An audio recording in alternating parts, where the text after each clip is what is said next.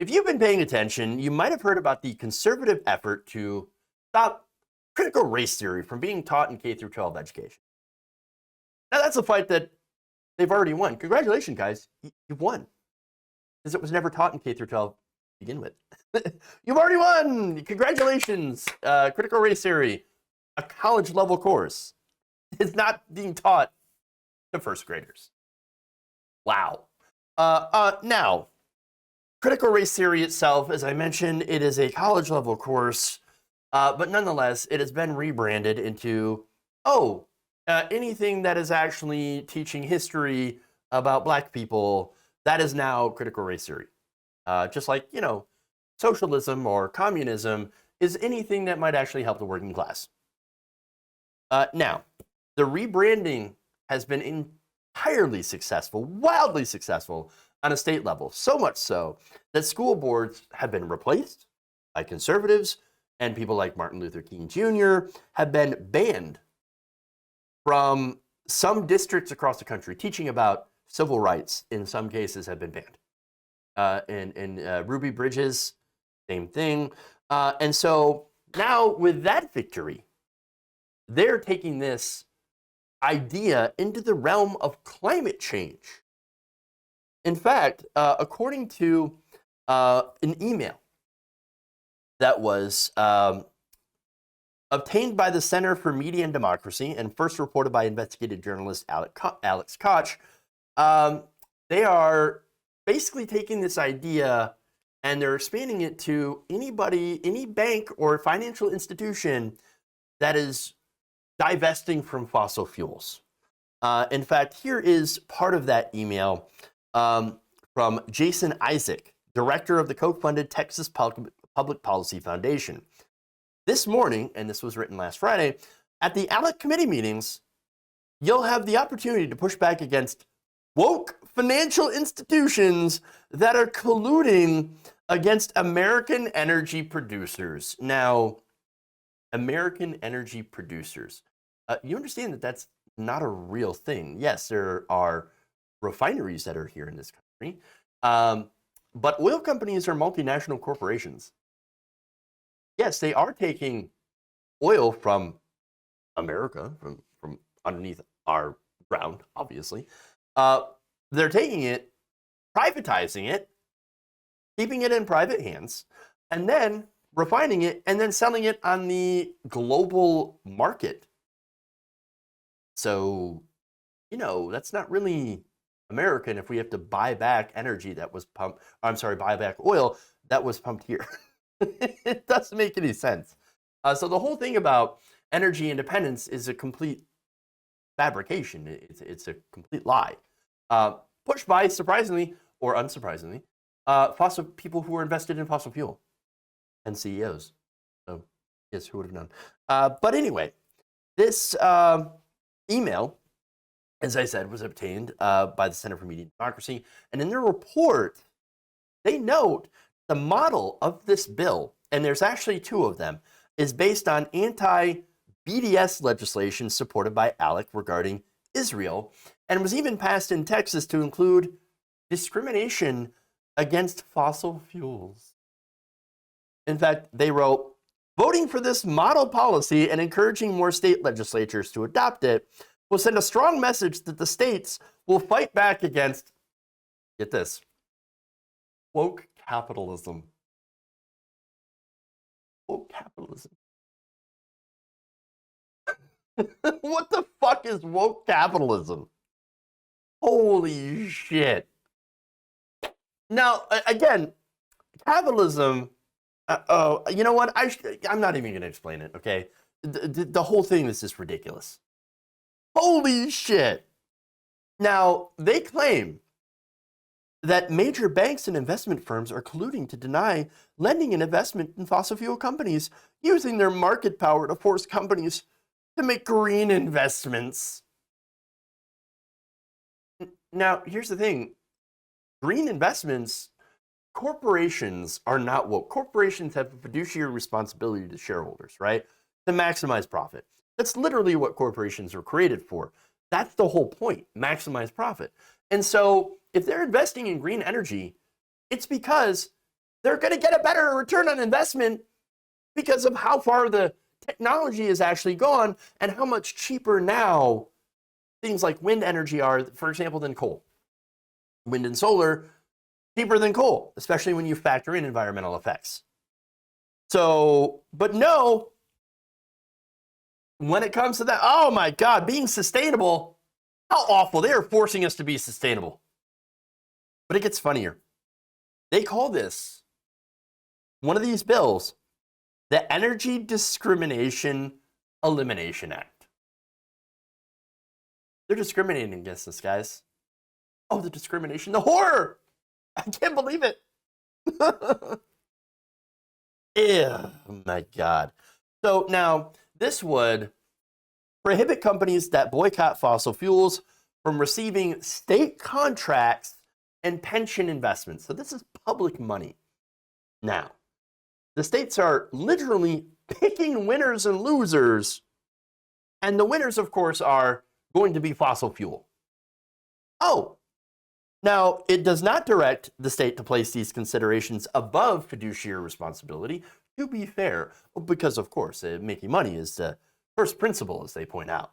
You got to make more money, but it simply directs the state to choose, when possible, vendors that are not actively opposing that state's energy business. Yes. So, again, as I mentioned, what happened to the principle of not picking winners and losers? Well, obviously, they only believe in that principle when they're the winners, not the losers. But yeah, the whole point is we're just going to force banks to do business with fossil fuel companies. They don't want to. I mean, as long as, as long as we're not forcing them to choose between profits and not having as much profits, because obviously profits are all we really, really care about at the end of the day. But, I mean, we're going to use the power to the state to make sure that they are denied lucrative contracts and pensions, which, by the way, will absolutely cut into their profits.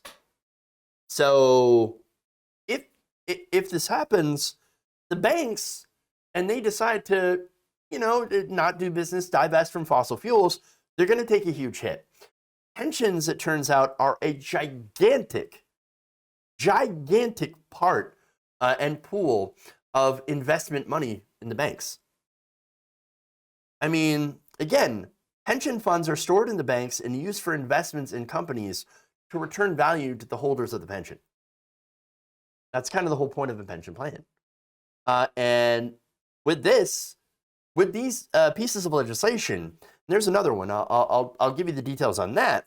But they're banning these people, these banks, I should say, from a significant pool of investment money, because that bank might make the decision to not contribute to the exacerbation of climate disruption.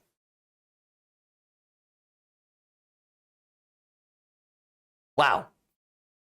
And using the anti-BDS laws as a model, I mean, that's just the icing on the shit cake. Because of course, right? Of course. Now, ALEC, during its National Policy Summit in San Diego last week, also passed another model bill. So now here's what ALEC does, okay? So they create model bills, and basically they write everything down and just leave a blank spot for the legislators to sign on. So, and they'll just hand deliver it, oh, here you go, congressman or congresswoman. We just, have a place for you to sign your name. We've got everything done. You don't even have to read it. It's just right there for you. That's what ALEC does. And they've had all this model legislation before. They're the people that constantly write model legislation.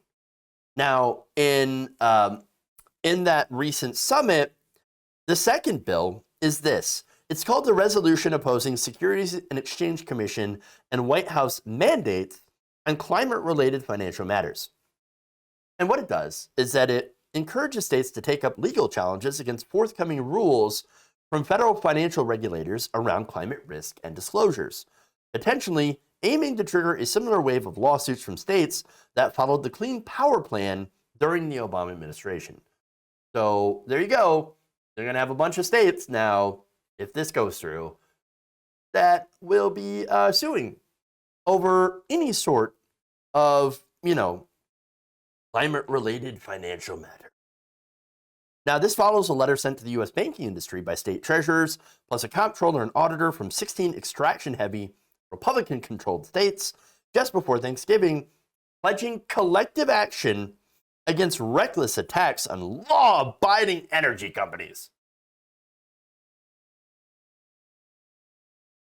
Law-abiding energy. How many times have oil companies or pipeline companies, for example, oil spills or accidents, pollution, or something like that, and it's never held on the company up. It's always the federal government. These companies, what they do is that they privatize the gains and they socialize the losses. So they're screwing you over. If you're a taxpayer, you're paying for ExxonMobil's spills, their oil spills. That's what they're doing. They're making you pay for it. And of course, they do that by, of course, their lobbyists in government that have paid off politicians in order to allow them to get away with just about everything.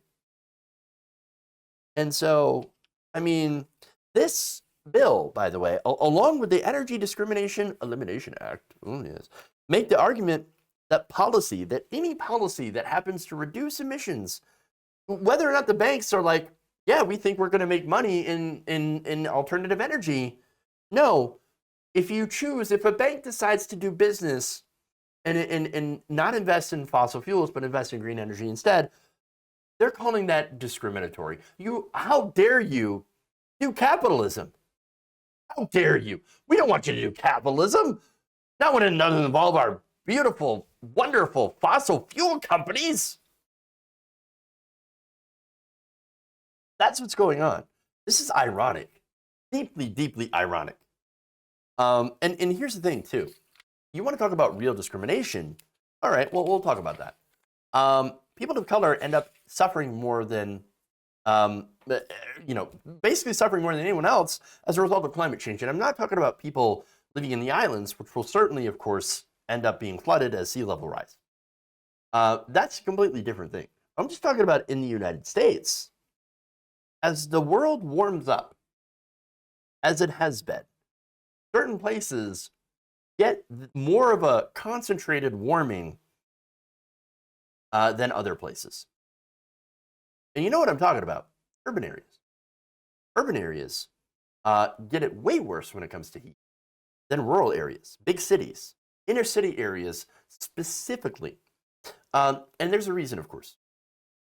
Lack of trees. Yeah, I'm not kidding. Trees, for example, the lack of shade actually increases the temperature of the ground in the cities and creates something called the heat island effect. Now, heat islands are basically urbanized areas that experience higher temperatures than outlying areas. Structures such as buildings, roads, and other infrastructure actually absorb and re-emit the sun's heat more than natural landscapes such as forests and water bodies.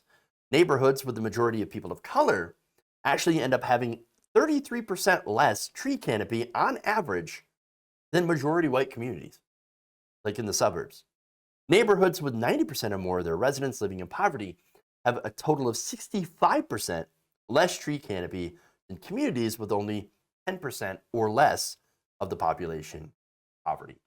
So you're getting these urban areas, you're getting these places in the city, you're getting these places where there's a lot of poverty that don't have enough trees. And that's actually exacerbating the effects of climate change that are already bad enough. I mean, as the climate gets hotter, Black and lower income Americans end up baking in the sun more in these areas. Now, of course, they can use air conditioners, but what happens there? Well, air conditioners, again, that uses more, depending on your cities, fossil fuels. So more heat from this heat island effect, from more climate change, ends up having people use more air conditioners, which actually uses more energy, possibly from fossil fuels. Because we do not have a robust alternative energy sector to replace these fossil fuels, which again puts more carbon and greenhouse gases into the atmosphere, which exacerbates climate change, which makes these areas which don't have enough tree canopy even hotter, which increases the use of air conditioners, and on and on. It's a vicious fucking cycle. It's disastrous. You see what's going on here? But these companies, they look at that and they see, oh, more air conditioners, hotter temperatures. Well, that just means more energy uses. That means more profit for us. Let's not do anything at all. Profit, profit, profit. It's all they care about. It's all they want. And so here they are.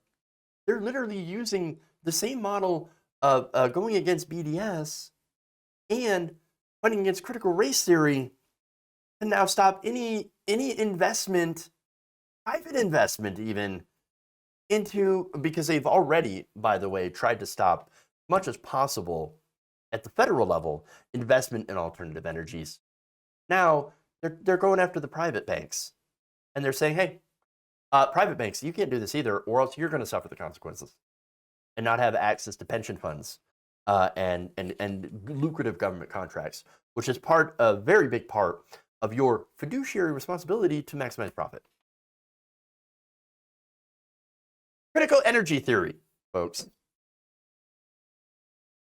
While we're busy reacting to all the horrible shit that Republicans are doing, they continue to come up with even more horrible shit. While we are still having a discussion about, maybe we should, do a little bit more investment in alternative energy, just a tiny bit. But by the way, now we're also going to allow all these drilling contracts, for oil exploration in the Gulf, go under Biden. If you enjoyed this video, please give us a like and share with your friends. You can subscribe and help out the channel by becoming a patron. It's patreon.com/Jeff Waldorf, or you can become a channel member as well by hitting the join button below.